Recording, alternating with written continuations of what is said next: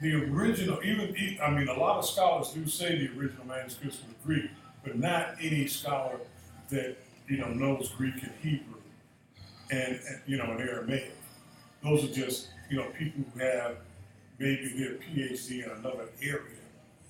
But in the scholarship of those that deal specifically in that area, there's just no proof.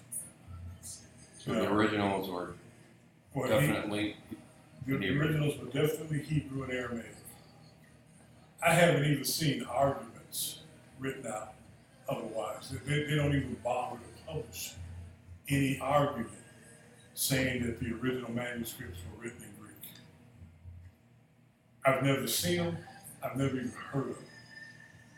In other words, there's not even any pushback against this assertion.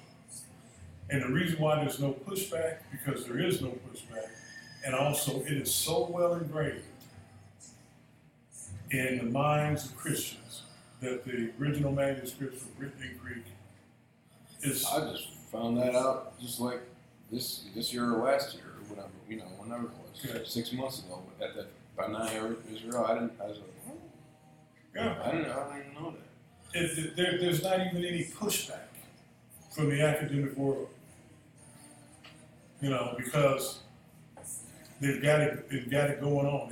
They have things their way. Everybody thinks that the original manuscripts for the brick cutter shop or for the New Testament, everyone thinks that it was in Greek. It's like trying to convince people, that the world is flat again or something, and not round. Or going back to Columbus time, everybody thought the world was flat. I mean, you couldn't tell anybody anything otherwise. They just don't have to worry about it. They don't have to worry about it. So they don't. Plus, they don't have an argument that supports it. That's going off that subject, but the dean, right? That came here. He's into that flat Earth stuff. Yeah, you were telling me about that. Yeah. I'm gonna go there.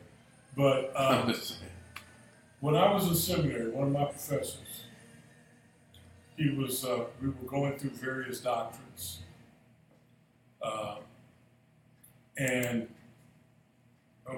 he said, this is a classical doctrine here, but new scholarship has proven it to be completely wrong. There's no argument that it's completely wrong. Okay?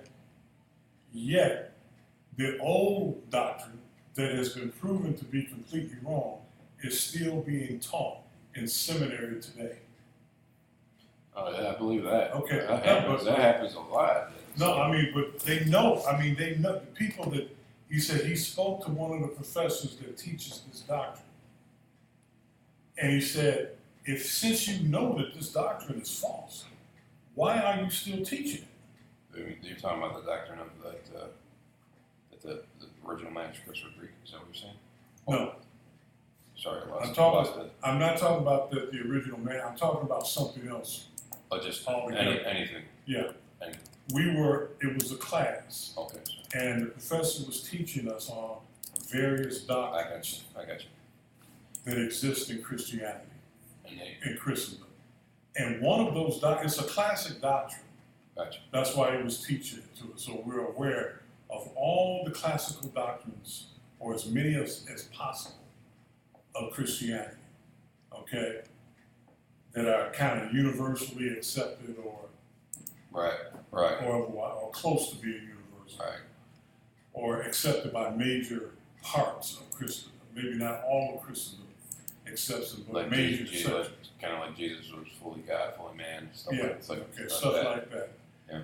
There was, I can't remember what the doctrine was, but there was one particular classical doctrine. And he paused to tell us that doctrine has since been proven to be completely false. But it is still being taught to people in seminary. Now, seminary is graduate level. When you get a seminary, it's not Bible college. Bible college is not an academic degree. When you get your degree from seminary, you have a graduate degree. You know, you can you can teach use, or yeah, you can teach or whatever. It's an academic degree. Yeah, it's a fully academic degree. You know, it's not a Bible college degree. Bible college is, the Baptists may have a Bible Right. college or whatever, Right. and they send their ministers there to be trained, and they graduate from that Bible college, and that's it. Seminary is an academic degree.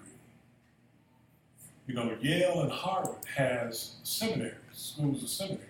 Right. Okay. That's how they started out, right? You might, I think Started you're out right. as Christian. You might be right. Okay, this particular doctrine is still being taught, even though they know it's wrong. And my professor, when he was teaching us this, he said he asked one of those professors, since you know that this is wrong, since you know that it's been proven wrong, why are you still teaching it? And his answer was, we don't have anything to replace it with yet. No joke, I'm not kidding. That was his response. We haven't come up with anything to replace it with yet. So we're teaching it, even though we know it is wrong. So you're sending people out there with a lie that you know is a lie, but you just, you're doing it anyway. The same thing has been happening. If you think that happens now, imagine how that could get started back then, considering that Rome was in charge of this thing. Constantine was in charge of this. The academic language anyway is Greek. So everything has to, if you're going to teach anything, it has to be translated into Greek so that it can be taught to the masses. Same way with English. Whatever knowledge comes into the world is translated into English so that it can be taught to everyone. It was the same way back then with Greek. So they took the New Testament, translated it into Greek, and then, I don't know if they said this was the original manuscript, or people just assume, or that lie just kind of took on a life of its own somehow over, the past 2,000 years. They may not have even said that this was the original manuscript. Somehow, to be taken as yeah, fact or whatever. yes, it was just assumed, and that lie just grew and took on a life of its own over 2,000 years. So maybe I shouldn't blame it on Constantine, but that's what happened. Now the church Constantine, he gave it to the Jews, right? I mean, that's well, what I've heard. Constantine He would said a have lot of bad commissioned things. his scholars to translate it because he wanted a language that, a Plus, he religion. changed the date of work from Sabbath to Right, he Sunday. changed it from Saturday to Sunday. And he said, I was having a discussion with someone else. There's a book called Messianic Church Arising, and it has quotes from the Nicene Council's decrees. And in it says, we are to have nothing to do with these detestable people, the Jews. We are not to celebrate on their feast days. We're not to celebrate on their Sabbaths. We are to be completely broken off. No Jew can worship in a Christian church. Before then, the Jews and the Christians were worshiping together because they were both worshiping on Saturday out of the same book. There was no New Testament. Right. It wasn't a New Testament until 70 years later. Huh? Well, they Not 70, 35 years later or something like that. No, it was much later than 30. I think, right? No. Started. The book of Revelation wasn't even written until 90 AD, until 90 years after the death of Yeshua.